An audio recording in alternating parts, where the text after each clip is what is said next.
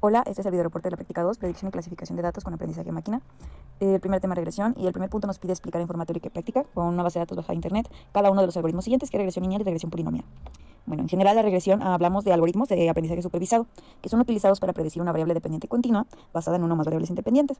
Entonces, pues yo tengo una causa, quiero predecir el efecto, como a través de una base de datos donde ya tengo las relaciones entre ambas.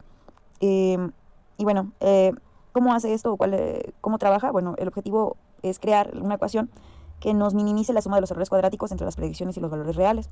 En caso de la regresión lineal, bueno, si sabemos que los datos tienen una tendencia que parece que al aumentar X aumenta Y de manera continua, digámoslo así, o decrementa Y pero de manera continua, es una regresión lineal. Y obviamente, pues, esta regresión lineal, la ecuación que nos va a dar, pues va a ser la ecuación de la recta, que es y es igual a mx más b, donde m es la pendiente y b es la ordenada al origen. Tenemos dos tipos de regresión lineal, que es la simple, donde tenemos una sola variable independiente para realizar la predicción, y la múltiple, donde nuestra variable dependiente depende de varias variables independientes. Pero en este caso, pues vamos a hablar de la regresión lineal simple. El primer paso va a ser la importación de librerías. Vamos a importar, pues básicamente en todo el desarrollo de esta práctica, la librería de NumPy, de Pandas, de Matplotlib, Seaborn y sklearn. En particular, pues esta que es regresión lineal utiliza la parte del módulo de linear regression. Y bueno, el primer paso va a ser cargar la base de datos. Yo obtuve una base de datos en Kaggle y es en archivo SSV, por lo tanto pues voy a usar la librería de Pandas. La variable en que guardé la información es esta que llamé HP, pues la base de datos habla de precios de casas y cómo se relaciona con diferentes variables. De hecho no recuerdo exactamente la cantidad, ahorita vamos a ver, pero son todas estas variables. Y pues aquí nos dice a qué se refiere cada una, ¿no? Aquí mi variable dependiente que yo escogí pues es el precio de venta. Voy a ver qué variable independiente voy a utilizar. Entonces, bueno, puedo ya, una vez que cargue yo mis librerías, que cargue yo mi base de datos a la variable, ver su forma. Aquí nos dice son 81 variables. Una va a ser la dependiente y las otras 80 son independientes. Tiene 1460 datos o columnas, no, filas de datos. También puedo ver más a detalle la información. Aquí se ven todas, cada una de las columnas. Y bueno, también puedo ver varias características de la base de datos a través del método describe. Eso nada más es para conocer la base de datos con la que estamos trabajando y es un paso bastante útil en general en Machine Learning. Luego, para decidir cuál variable independiente usar, porque no voy a usar las 80, voy a observar la correlación entre las variables. ¿Qué es la correlación? La correlación es una medida estadística que describe y cuantifica la relación entre dos variables y se usa se mide utilizando el coeficiente de correlación R, que también he escuchado llamar que se llama coeficiente de correlación de Pearson. El coeficiente de correlación varía entre -1 y 1. ¿Qué pasa? Bueno, si es positivo, indica una correlación positiva, es decir, si aumenta X, aumenta Y. Si es negativo, es una correlación negativa, si aumenta X, disminuye Y. Y si es igual a 0, indica que no hay correlación, es decir, pues no se relacionan las variables para nada, ¿no?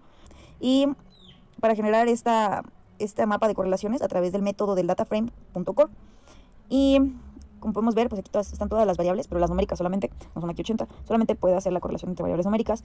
Vemos que aquí hay un mapa de calor. Uno es la relación positiva, como les dije, máxima. Obviamente que hay una diagonal. ¿Por qué? Porque, bueno, está, por ejemplo, precio de venta contra precio de venta. Como es la misma variable, pues obviamente se correlacionan totalmente, ¿no? Pero bueno, a partir de esta vamos a buscar las que tengan mejor correlación, ya sea positiva o negativa. Entonces tendremos que buscar tonos azules tirándole morados, rojos tirándole a rositas. Y bueno, aquí podemos ver por la pura gráfica que overall cual es una correlación grande. Luego está aquí green leaf area. Entonces, eso es gráficamente. Podemos pedir o imprimir aquellas correlaciones respecto al precio de venta que sean mayores a 0.60, yo le puse ese valor, ¿verdad? O menores a menos 0.60, y lo que nos da es esta parte.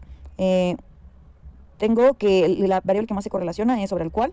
La siguiente es Green Leaf Area, tal como lo vimos en la gráfica. La que le sigue es Garage Cars y así, ¿no? Voy a ver entre las dos más a qué se refiere cada una. Lo que vi es que over el cual se refiere a material general y calidad de acabado, y Green Leaf Area son los pies cuadrados de superficie habitable sobre el nivel del suelo.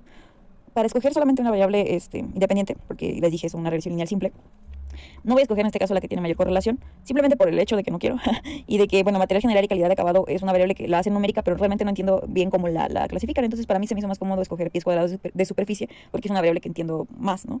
Entonces, bueno, escogí Green Leaf Area. Entonces, ya que las escogí, voy a actualizar mi data frame solamente con estas dos columnas que me interesan.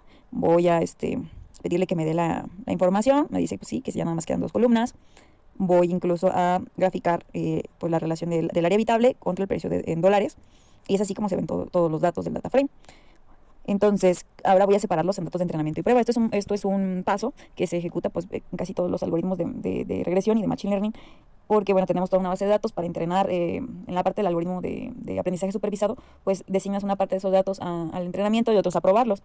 Entonces, ¿cómo la divido? Con esta función de train test split, donde le doy los parámetros XY, le digo de qué proporción quiero que sea mi parte de prueba, en este caso un 10%, y al random state podemos ponerle cualquier número, y eso fija una semilla para el generador de números aleatorios. Entonces, cada vez que lo repitamos o cada vez que volvamos a correr el código nos va a dar exactamente lo mismo. Si quitáramos esta semilla, pues ya va a ser un número aleatorio y cada vez va a variar. En este caso, pues vamos a dejar en un random state para pues, que se pueda repetir. El entrenamiento del regresor lineal, ahora sí es usando este objeto. Bueno, más bien esta clase, que se llama Linear Regression. Creamos y lo guardamos en una variable llamada regresor, y luego accedemos a su método que es .fit, donde es el entrenamiento, ¿no? del regresor lineal.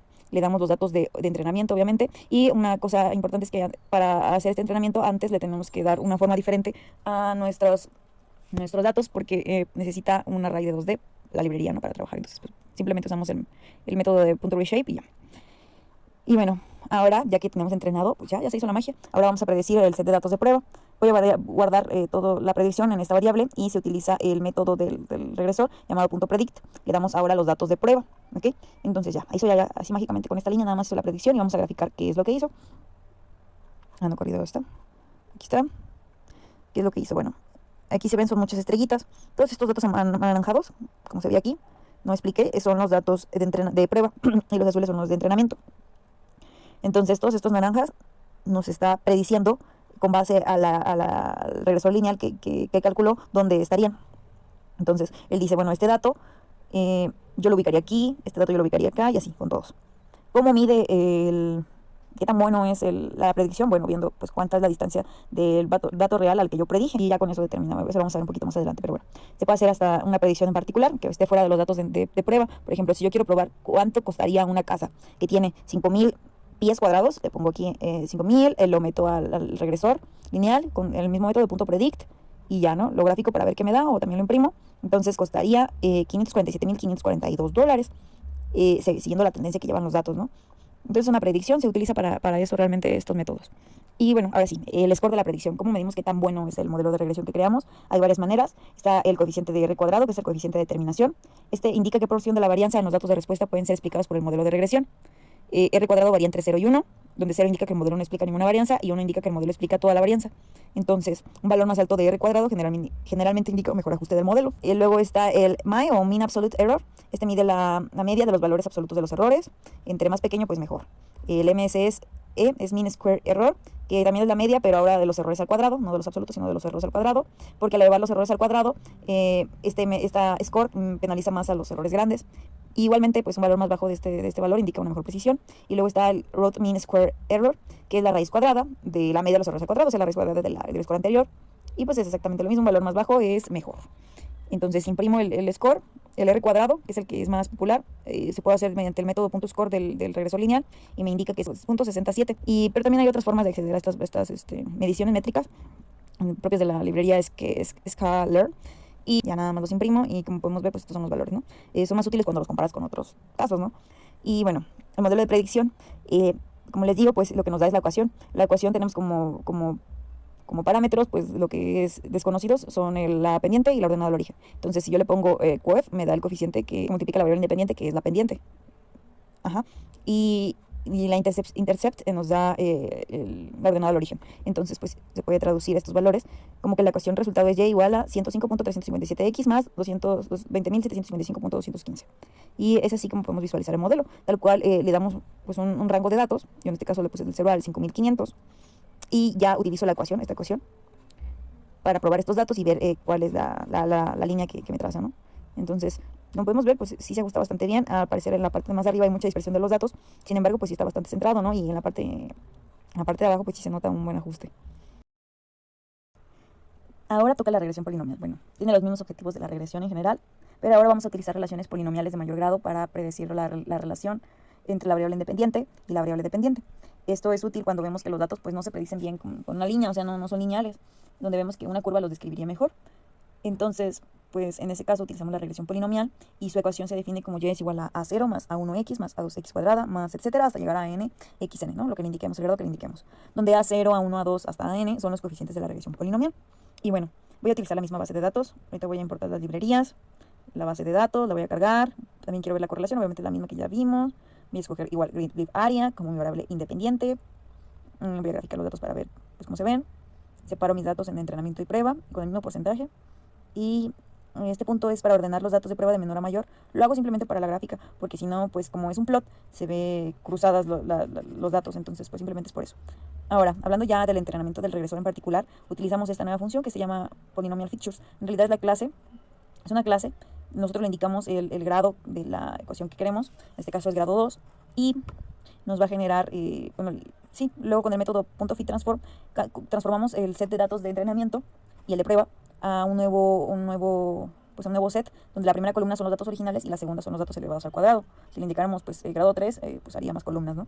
Pero bueno, ¿esto para qué? Para luego meterla a nuestro modelo de linear regression, a esta clase, nuestro objeto de esta clase, para hacer pues la transformación de la regresión. En este caso pues transforman una función lineal en una cuadrática, simplemente porque añadimos el cuadrado del primer atributo. Entonces le damos el train donde están el 2D y ya, hacemos la regresión polinomial, así de simple. La predicción de datos del C de prueba va a ser lo mismo, simplemente ahora en gpredict pues voy a darle los datos de prueba, pero pues elevados al cuadrado. Y como podemos notar, se hace una curvita. En realidad pues no es muy marcada porque los datos no son más curvos, pero vamos a ver qué tal se ajusta a comparación de la regresión lineal. Ahorita checamos. Ahora para probarlos, pues cuando yo le indico que quiero saber cuánto costaría una casa de 5.000 pies cuadrados, tengo que antes pasarla por el método por el método de fitTransform, para que me la convierta en pues, una matriz 2D, y ese es el que le voy a dar al regresor predict, y ya. Entonces aquí me dice que costaría 457.289, que es menos, ¿no? Porque la otra era como medio millón, bueno, más de 500.000 creo. Entonces el score de la predicción pues son las mismas mediciones, pero aquí me da un score de 0.55. Si recuerdan, el otro era como de 0.60 y tantos, entonces pues se ajusta menos que el lineal. Y es ahí donde cobran estas mediciones. Pues ya comparas con el otro y ves cuál da mejores resultados. Simplemente con el R cuadrada pues ya vemos que es mejor el lineal. Para el modelo de predicción, pues simplemente son las mismas variables. En el caso de los coeficientes, nos los ordena primero pues el que está multiplicado por la x, luego el x cuadrada, y así nos daría más si tuviéramos un grado mayor. Y el término del intercept es el que no multiplica la variable independiente. También podemos ver la visualización del modelo de predicción. Simplemente ahora aquí, pues en la parte de calcular YP, en este caso que yo lo nombré así, pues los ordenamos, ¿no? Primero es aquí lo puse yo en el orden contrario. Luego que multiplica por XP, luego el que es lineal. Y esta, ¿no? Esta se ve la curvita de predicción. Ahora vamos con el punto 2. Se nos pide tomar en cuenta las novedades de puntos de la práctica pasada y generar un modelo de predicción basado en regresión lineal para la ecuación lineal y exponencial. Empezando por la ecuación lineal, bueno, importo las librerías, voy a cargar la base de datos, en este caso era un archivo NPI, entonces pues utilizo la librería de NumPy para leerlo y ya asigno las columnas correspondientes a la variable independiente y a la variable dependiente. Y lo grafico para ver cómo se ven los datos, se ven de la siguiente manera. Luego separo los datos en datos de entrenamiento y de prueba, se ven así, los naranjas son los de prueba y los azules de entrenamiento. Entreno mi regresor lineal de la misma manera, predigo los datos del set de prueba, y como podemos ver aquí se ve más fácil porque no hay tantos puntos, que bueno, yo le digo predíceme este dato y cuando la X está el número y me lo da, ¿no? Y ya para calcular todos los scores pues se basan en el error. Entonces ven, yo dije que era esto, pero en realidad es esto, cuánto es la distancia de aquí a acá, y como vimos unas métricas usan el valor absoluto, otras el valor al cuadrado y etcétera. Entonces pues así es como se va determinando. Para predecir yo le indiqué que me dijera que Y sería si tengo una X de 1.2 y me dice que sería de 1.258, y pues vemos que sí tiene sentido, ¿no? Que sería un valor aproximado a ese valor. Para el score me dice que se adapta a 0.79 usando la métrica del R cuadrada, y aquí están los valores para las demás métricas. El modelo de predicción me indica que la ecuación con la que se relacionan Y y X es Y igual a 1.91X menos 1.03. Y visualizo el modelo y se ve de la siguiente manera. Ahora voy a aplicar la regresión lineal para obtener una ecuación exponencial. Tengo varias opciones y ahorita les voy a decir por qué. Pero bueno, empecemos importando librerías, cargando la base de datos en una variable llamada data1, lo separo en sus datos en la variable independiente y en la variable dependiente, y los gráfico para ver cómo se ven. Se nos indicó en la práctica pasada que esta era una ecuación exponencial del tipo Y igual a 1 menos E a la X. Entonces esa parte de aquí la expando como MX más B, que es la parte que nos da el regresor lineal. Y lo que tengo que hacer para poder aplicar el regresor lineal es linealizar esta ecuación. Es decir, este término que es la parte lineal, la voy a despejar en un lado de la ecuación. ¿Cómo? Bueno, pues primero despejo esta parte del exponencial, le aplico el logaritmo natural, y de esta manera pues ya me queda el logaritmo natural de 1 menos y es igual a mx más b. Esta parte del logaritmo natural de 1 menos y lo voy a nombrar como y', y esta y' y x va a ser los parámetros que le voy a dar a mi regresor para que pues me dé los valores de la pendiente y del ordenado al origen, que son los que voy a vaciar después a la ecuación original. Entonces pues ahí no hay ningún problema. Ahora, ¿Qué pasa? Yo a mi y original pues voy a transformarla en mi y', ¿cómo? Pues a través de esta ecuación, ¿no?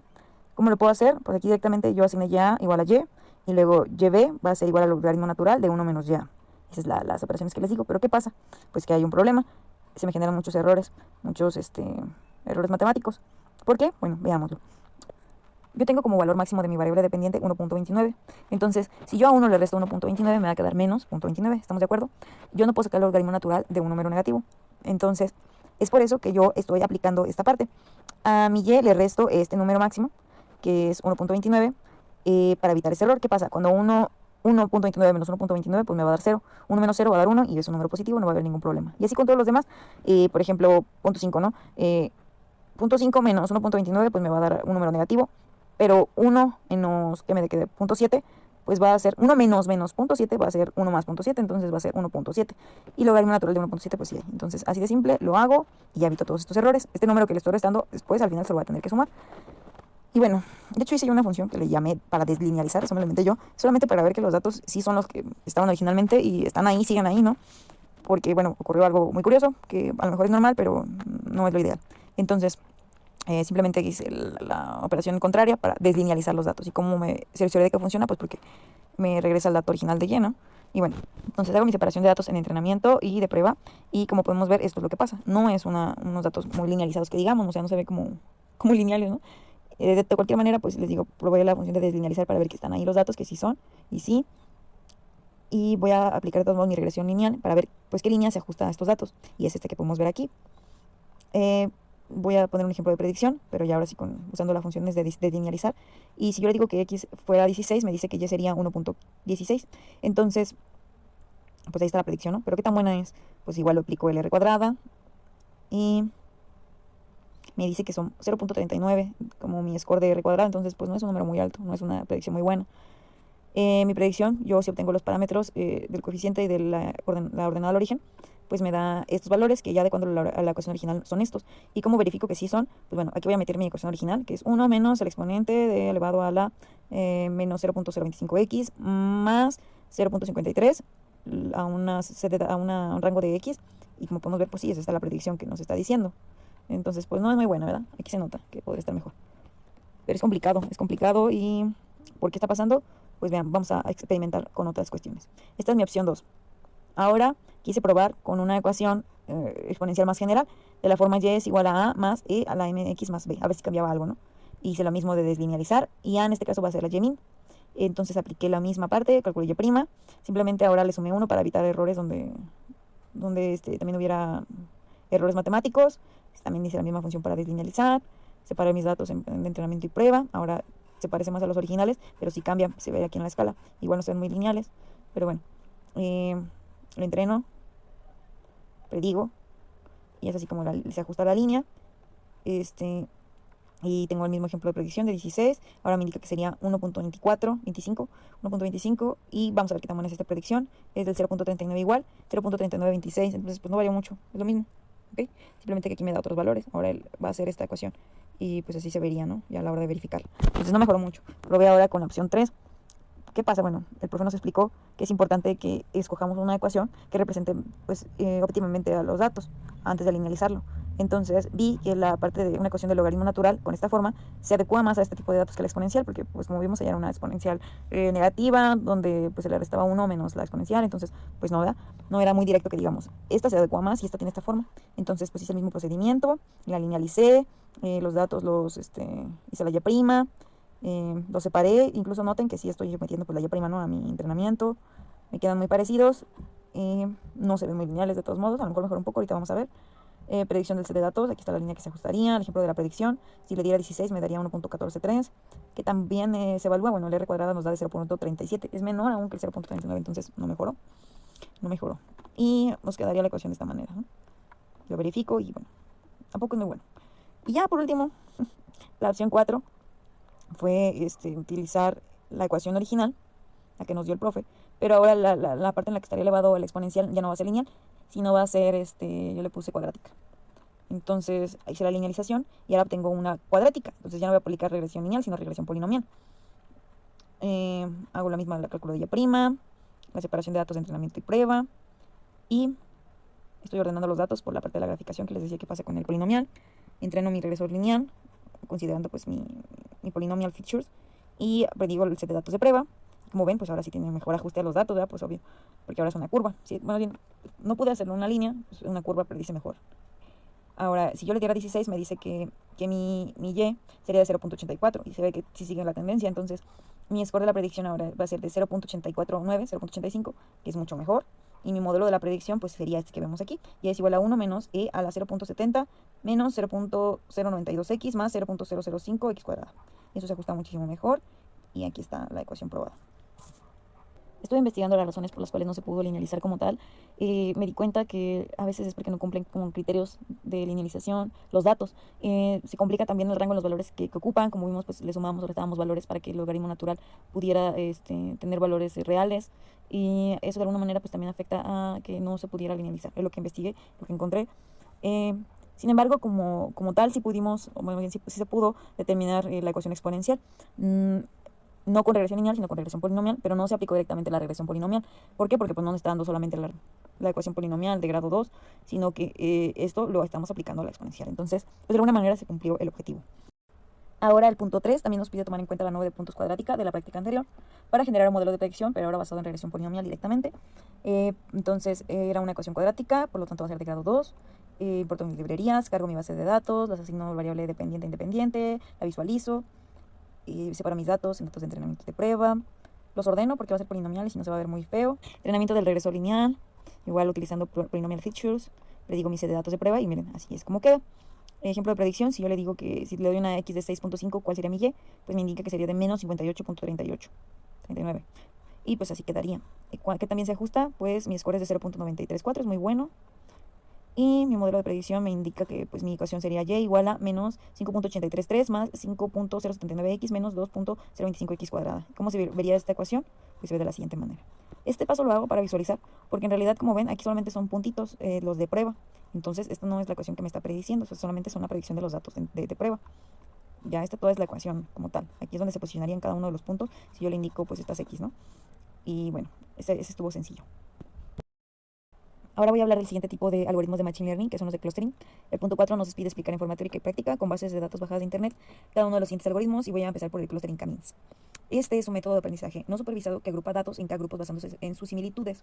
¿Qué pasa? Que nosotros, bueno, el aprendizaje no supervisado quiere decir que nosotros le damos los datos sin indicarle, sabes que este dato corresponde al grupo 1, este dato corresponde al grupo 2. No, nosotros simplemente le damos los datos y le decimos tú agrúpalos como tú quieras, basándose en ciertos criterios, ¿no? En este caso, pues en sus similitudes, dice aquí, y lo hace en base a la función de la distancia. Ahorita veamos con la descripción de los pasos.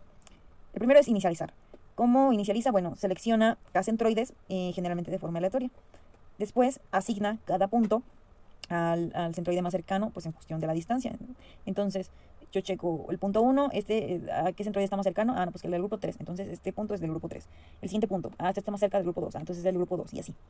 Luego, ya que tiene todos los grupos, más bien todos los datos agrupados, recalcula el centroide, basándose ahora, pues sabes qué, este es mi grupito, mi centroide, quiero que esté pues en el centro del grupo.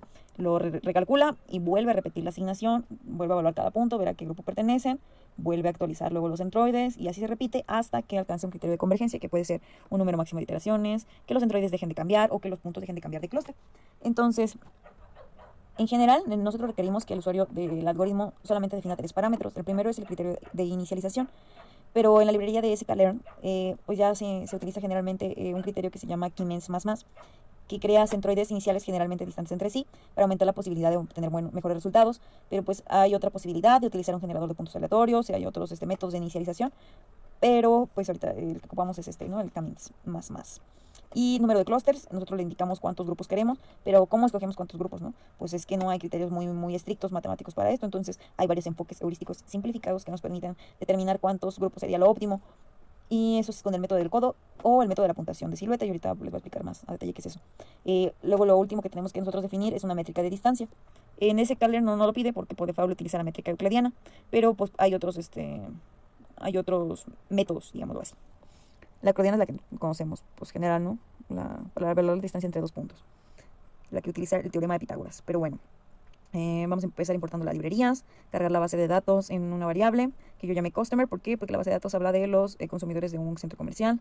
La forma son 200 datos, 200 filas, 5 columnas. La primera es Customer ID, género, edad, ingreso anual y como puntuación de gasto. Puedo ver cómo es la base de datos, si hay valores nulos, una muestra del data frame. Y ahora, bueno, solo voy a crear un subset con variables numéricas porque Camins se basa en la distancia, entonces no puede trabajar con variables categóricas. Hay veces que esas variables categóricas las convierten en numéricas, pero estaba viendo que en caso de variables binarias, como el género, en este caso hombre y mujer, no es recomendable hacer eso para este método de clustering. Y añado la bibliografía donde leí esto, es de IBM, no voy a profundizar mucho en eso. Pero bueno, entonces guardo una variable que yo nombré X, las columnas que sí me interesan, que son edad, ingreso anual y score o puntuación de gasto, ¿no? Voy a entonces agrupar a mis clientes en base a estas 3 características. Voy a realizar mi escala de características con el objetivo de que todas las variables estén en la misma escala y esto no afecte a la hora de calcular la distancia entre puntos. Voy a utilizar en este caso Standard Scale, esta clase, para crear el objeto SC, al cual pues voy a aplicar el método de fit transform para transformar los datos de mi variable X. Y los voy a guardar en una data frame, entonces quedan de la siguiente manera. Como ven, de esto pasamos a estos variables escalados. Para determinar el número de clusters que sería más óptimo para agrupar los datos, hay 2 métodos, como les dije, el método del codo y el de la silueta. Ambos ejecutan varias veces pues el algoritmo, digámoslo así, con las CAN que nosotros le indiquemos. Por ejemplo, yo le digo, ve de 2 a 10 Ks, ¿cuál es mejor? Entonces me ejecuta el algoritmo con 2, con 3, así. Y nos representa en un gráfico unos parámetros que en el método del codo es la distancia media de cada punto hasta su centroide y el tiempo de entrenamiento necesario. Entonces, se basa en la distancia media. El punto donde la distancia media deja de disminuir rápidamente y comienza a aplanarse es el punto más óptimo y es donde se forma, digámoslo así, un codillo. Aquí, por ejemplo, no se ve muy marcado ningún codo. Aquí nos dice que sería mejor con 4 grupos, pero donde empieza a aplanarse yo diría que es entre el 5 y el 6. Entonces yo, de hecho, escogería el 6. Pero bueno, este es el parámetro que toma el método del codo. Por su lado, el método de silueta utiliza la distancia media dentro del clúster al que pertenece el punto y la distancia media del clúster vecino más cercano. Va de -1 a 1 y donde un valor alto indica que el punto está bien ajustado a su clúster y alejado de los clústeres vecinos, entonces entre mayor el valor de silueta, mejor. En este caso, pues también el mayor punto es el 6, pero aquí nos recomienda 4 grupos, pero yo creo que pues entre 5 y 6, ¿no? Entonces voy a ejecutarlo tanto como para 5 como para 6. Ejecuto, inicializo y ajusto el modelo de Camins con 5 clusters. Como les dije, el método de inicialización va a ser Camins más y voy a aplicar el método de .fit con los datos pero estandarizados. Entonces lo ejecuto y ya obtengo tanto las etiquetas como los centroides. Estas etiquetas las agrego a un data frame, están todas las variables y ya le indico, ¿sabes qué? El dato 0 pertenece al grupo 4, el dato 1 al 4 y así. El tamaño de cada clúster o cada grupo es el que se indica aquí. Para visualizar cómo quedó, puedo ejecutar gráficas 2D o 3D. Aquí comparo 2 características y acá otras 2. El puntuación de gasto con la ganancia anual y la puntuación de gasto contra la edad. Y de esta manera puedo pues determinar las características de cada grupo, sobre todo basándose en el centroide, ¿no? Digamos, tengo clientes con altos ingresos anuales y bajo puntaje de gasto, que son los rojos. Tengo clientes con ingreso anual medio, aquí, y bajo un puntaje de gasto, pues serían los morados, ¿no? Clientes con bajos ingresos anuales y bajo puntaje de gasto, los azules. Clientes con bajos ingresos anuales y alto puntaje de gasto, como los naranjitas. Con altos ingresos anuales y alto puntaje de gasto, pues son los verdes. Y así, como ven, no es tan decisivo en esta parte de la edad, con 5 grupos. Pero bueno, también lo puedo mostrar en una gráfica 3D, donde se ven pues de manera más fácil que los grupos pues aquí están claramente diferenciados. Aunque parezca aquí que se están empalmando, ya cuando lo mueves te das cuenta que no. Y así. Entonces,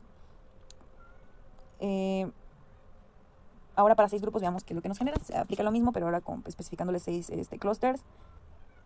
Veo el tamaño que tiene cada grupo, veo cómo los clasificó. Incluso también puedo ver la gráfica en 3D y analizar los resultados. En este caso, voy a subir este análisis que hice para acá también para compararlo más fácil. Ahora aquí sí hay diferenciación por la edad, digamos, sobre todo entre esta parte, ¿no? En esta parte, en el medio.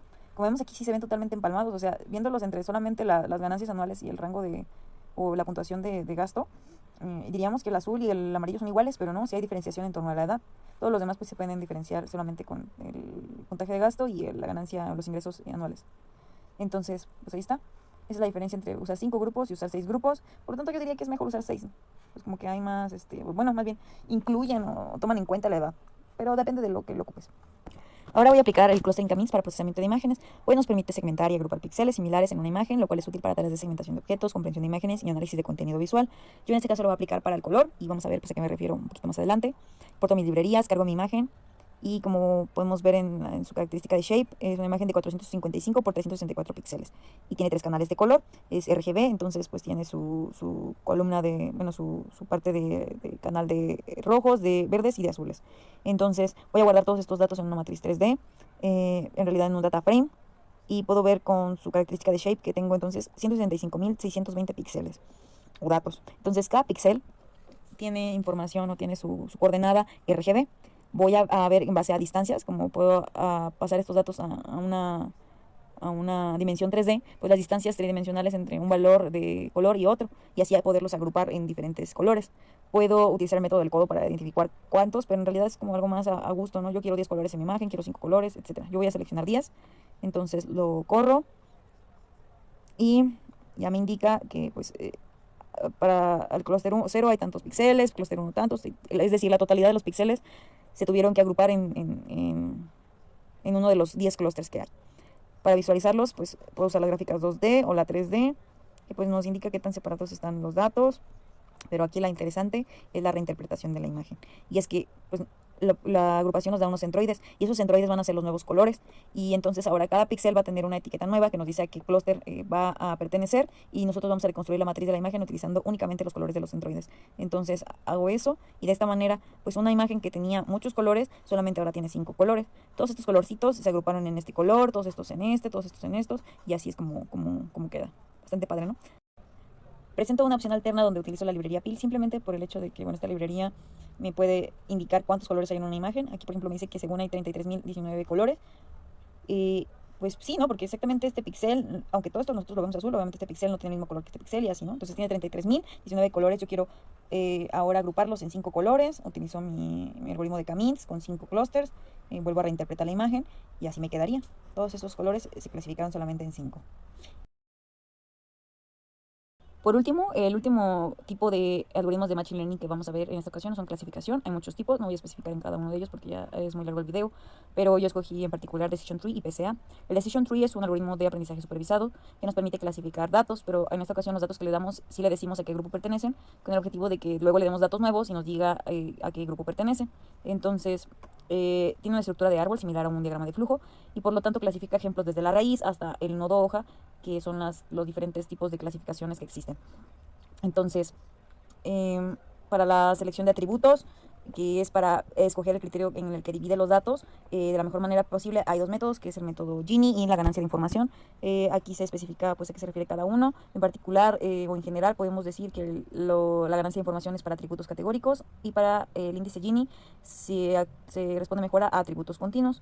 Entonces, bueno, vamos a empezar la importación de librerías. En esta ocasión cargué datos de varios pacientes y nos dan las características de estos pacientes y a qué medicina respondieron mejor. Esto pues puede tener la aplicación de que yo tengo un nuevo paciente, le puedo indicar sus características al Decision Tree y me va a decir qué droga respondería mejor, a qué droga respondería mejor ese paciente. Entonces puedo visualizar de los datos que le doy, cuánto respondieron mejor a la droga Y, cuántos a la droga X y así. Y tengo 200 datos, 200 pacientes. Voy a hacer el preprocesamiento. Para eso voy a declarar la matriz de características como nombrado como X y el vector de respuesta como Y. Nada más voy a poner las variables de edad, sexo, BP, colesterol y sodio potasio en la parte de matriz de características. Luego voy a hacer la conversión de variables categóricas. ¿Por qué? Porque no manejan variables categóricas como tal, pero las podemos convertir en variables numéricas, así, como por ejemplo hombre a mujer van a ser 0 y 1, low, normal y high como 0, 1, 2 y normal y high como 0, 1. Entonces luego hago la separación de datos de entrenamiento y prueba. También lo voy a poner, en esta ocasión voy a poner el set de prueba como el 30%, el entrenamiento del árbol de decisión. Para eso voy a usar la clase de Decision Tree Classifier y le voy a dar como el criterio de entropía, que es el que corresponde a ganancia de información. Le voy a indicar que como profundidad máxima tenga 4, y es que estos son varios hiperparámetros que puedo configurar, como la profundidad máxima o el número mínimo de muestras necesarias antes de dividir un nodo, o el número mínimo de muestras que debe haber en un nodo final, o el número máximo de nodos finales. Esto para evitar sobre entrenamientos del árbol de decisión, y pues si tiene demasiados, por ejemplo, profundidad, pues quiere decir que está sobreentrenado, entonces ya no se hace tan bueno para clasificar datos nuevos, entonces por eso. Ahora, no corría esta. Hago la predicción de los datos de prueba y voy a hacer un ejemplo con un dato nuevo. Por ejemplo, para un paciente con las siguientes características, que se da de 17, femenino, con BP normal, con colesterol bajo y con un NAK, que es el sodio potasio de 23, me dice que la medicina que le serviría mejor sería la droga Y. Entonces, para eso funciona. Vamos a ver qué tan bueno fue para predecir. Entonces, utilizamos esta métrica de Accuracy Score y nos dice que es el 96% bueno. Quiere decir que de los datos de prueba que yo metí, tuvo un 96.6% de precisión. El resto pues fueron datos erróneos. Incluso pues se utiliza otro parámetro que es matriz de confusión, que nos dice que los datos ubicados en la diagonal principal son los predichos correctamente y la diagonal secundaria son los errores. Entonces sí tuvo errores, pero muy pocos, 2 en realidad. Y podemos visualizar el árbol de decisión de esta manera también. Por ejemplo, primero empieza a dividir con el atributo de sodio a potasio y hace la división, ¿no? Si es menor a 14.638 o menor o igual, vete por este lado, si no vete por el otro lado, ¿no? Luego divide a 62, aquí. Luego utiliza el criterio de BP para dividir, luego el criterio de edad en un lado y el otro lado del colesterol, y luego por último otra vez el BP. Y entonces, como vemos, es así como funciona, como diagrama de flujo, y al final pues ya nos muestra, ¿no?, que de las, con los colores fuertes, así donde tengo ya solamente 17.0000, es una categoría, aquí está otra categoría, otra categoría, otra categoría y otra categoría. Y otra categoría aquí. Entonces, es así como funciona. Puedo evaluar que los datos de entrenamiento, cómo los dividió. Por ejemplo, la droga de 62 es la droga Y. Es aquí el criterio que tomo para decidir si es Y. Luego el criterio que tomo para decidir si es X es el de 41. 41 sería la suma entre estos dos. Entonces ya seguiría este caminito. La droga A es el de 17. La droga C es el de 11. Y la droga B es la de 9. Entonces, si le damos una nueva persona, va a ir haciendo estos criterios de decisión y es así como va a llegar a un nodo hoja. Entonces, es así como funciona. Y la clasificación por PCA o Principal Component Analysis es un método de reducción de dimensionalidad que nos permite simplificar la complejidad de espacios con múltiples dimensiones a la vez que conserva su información. ¿Qué quiere decir eso? Bueno, tenemos una muestra con n individuos. Cada uno le damos información de p variables, es decir, tenemos un espacio de p dimensiones. Pero nosotros queremos encontrar pues un número de factores que expliquen apropiadamente lo mismo que las p variables originales, pero que sean menos. Es decir, donde antes se necesitaban p valores para caracterizar a un individuo, ahora solo bastarán z valores. Y cada una de estas z nuevas variables va a recibir el nombre de componente principal 1, componente principal 2, etcétera, dependiendo de cuántos nos arroje el algoritmo. Utiliza internamente lo que son los conceptos de eigenvectores e eigenvalores, que son pues conceptos de álgebra lineal. Importación de librerías, cargo la base de datos, que es la clasificación de una serie de plantas iris en sus especies, setosa, versicolor y virgínica. Nos dan 4 características, que es el ancho y largo del sépalo y el ancho y largo del pétalo. Entonces, estas 4 características quiere decir que es de 4 dimensiones. Tengo 150 datos, voy a preprocesarlos. Todas estas 4 características las voy a meter en la variable X y el vector de respuesta, o sea, qué clase pertenecen en el Y. Voy a escalar las características, es decir, pues las voy a normalizar. ¿Por qué? Pues por las mismas razones, ¿no? Porque como están expresadas en diferentes escalas, es necesario normalizarlos, pero en este caso pues todos son centímetros, no es muy necesario. Sin embargo, al aplicar esta técnica, asumes que los datos de trabajo tienen una distribución gaussiana. ¿Qué quiere decir que es una distribución gaussiana? Que su media es igual a 0 y su varianza igual a 1. Por eso necesitamos transformarlos, o más bien estandarizarlos, con el método de Standard Scalar de sklearn. Entonces, pues es lo que voy a hacer. Luego voy a proceder al cálculo de autovectores y autovalores. Para encontrar los componentes principales que condensen la esencia de la información del dataset, voy a calcular primero la matriz de covarianza, que da la medida de expresión conjunta entre variables. La calculo y luego, bueno, las direcciones sobre las que la varianza es mayor son donde hay mayor dispersión de los datos y por lo tanto mayor información. Y estos se corresponden con los autovectores o eigenvectores. Entonces el siguiente paso consiste en calcular estas direcciones. Y ya, ¿no? Entonces nos da el eigenvalor entre mayor, quiere decir que es más importante o hay más información. Entonces, para reducir la dimensionalidad del dataset, perdiendo la menor información posible, se descartan los autovectores cuyos autovalores sean más bajos, ya que son aquellos que menos información aportan. Para ello, lo que se hace es ordenarlos por parejas de autovector-autovalor, con esta parte. Y ahora sí, voy a visualizarlos de forma gráfica y puedo determinar que pues solamente voy a mantener los componentes principales de 2 dimensiones. Entonces, la mayor parte de la varianza, que es más o menos el 70%, corresponde a la primera componente y la segunda acumula un poquito más del 20%, y la tercera y la cuarta pues pueden ser descartadas sin perder mucha información, ya que las 2 primeras explican el 90% de la varianza. Entonces voy a proyectar los datos sobre una dimensión menor, en este caso de 4 dimensiones paso a 2, que es el componente principal 1 y 2, y me quedarían de esta manera. Incluso ya lo puedo ver gráficamente en 2 dimensiones, algo que 4 dimensiones no lo puedo ver en una gráfica tan fácilmente. De hecho, no se puede. Y bueno, eso es todo. Estas son las fuentes y gracias.